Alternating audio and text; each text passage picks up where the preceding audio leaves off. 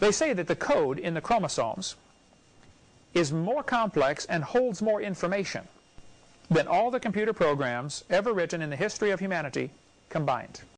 Again, this is simply and demonstrably wrong.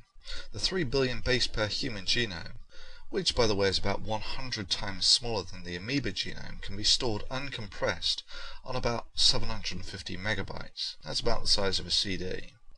That's smaller than Windows XP. Yep, that's right, you can carry a copy of the human genome around on a piece of hardware the size of your thumbnail. Further, to store an individual's genetic identity, you only need to store the differences from the genome. These are typically only 1% or 2, so you can store someone's genetic identity in about 10 megabytes. That's about the size of an MP3. I believe that God designed each one of us for something special, for a purpose. So you can store someone's genetic identity in about 10 megabytes. That's about the size of an MP3. I believe that God designed each one of us for something special, for a purpose. Indeed, this raises the interesting question of where does the information in civilization lie? Clearly not in the DNA, as this can simply be stored on a CD. Indeed, the genome is little more than the instructions for the make human process. Well, what about our brains? Well, assessing human memory is a difficult process, as memory of what? The mind is quite good at remembering faces, but terrible at remembering numbers, something computers are ruthlessly good at. However, the human memory is estimated on the order of terabytes, and that's easily 1,000 times the size of the genome. However, of course, this is limited in that every time someone dies, this information is lost. Until libraries, that was basically the end of it.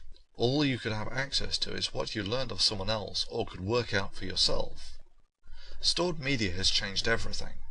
Books were a good start, but were unfortunately prone to religious thoughts decreeing that learning was evil and burning down the combined knowledge gained by thousands in the libraries.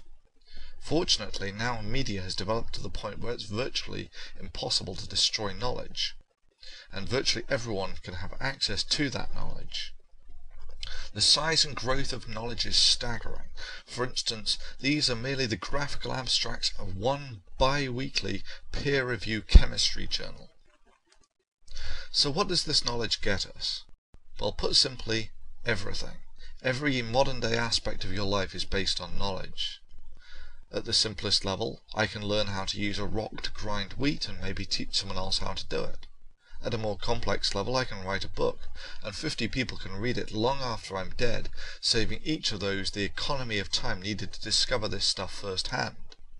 At a more complex level, I can build a machine that will do the work of hundreds of men, but this is peanuts compared to the knee-weakening power this knowledge has brought us. Take, for instance, the transistor, which we can now make on the nanometer length scale. If you think about it, if you look at the Intel 45 nanometer device technology, we can fit 400 transistors on something about the size of a human blood cell. So what use is this? Well, humans are quite good at some things, such as associative information storage, but poor at others.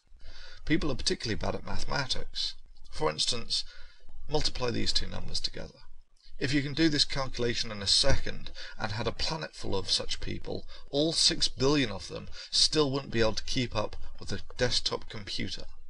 Yep, that's right, I can sit down in front of my computer and have a number crunching power greater than the entire population of the Earth.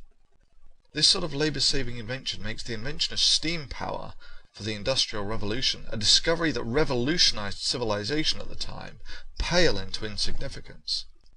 Computers give us access to number crunching and informational indexing power for doing research beyond the dreams of our scientific predecessors.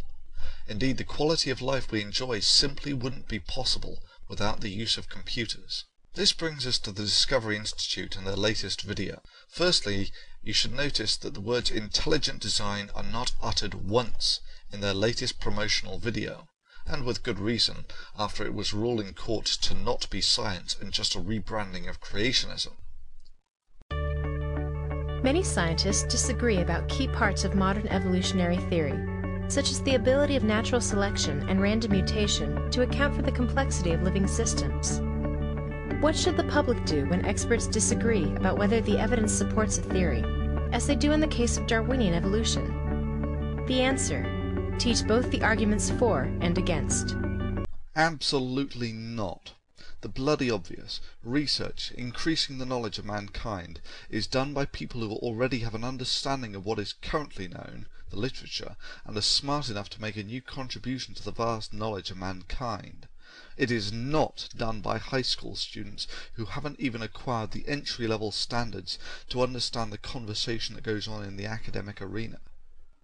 Controversies settle in the academic arena, not in the classroom. When ideas conflict, they enter the arena, and the contest of peer-review literature begins. It ends when one of the ideas has been brutally and mercilessly intellectually eviscerated by physical evidence and reproducible experiments. Such is the harsh meritocracy of the scientific method. For instance, take cold fusion. Did we teach both sides of the controversy to the students and let them decide? Absolutely not. It was settled in the peer-review literature, and less than 6 months after being proposed, its mangled corpse was swept off the floor of the academic arena. This was the fate of creationism 150 years ago, and all that has changed since is the pseudonym by which creationism masquerades.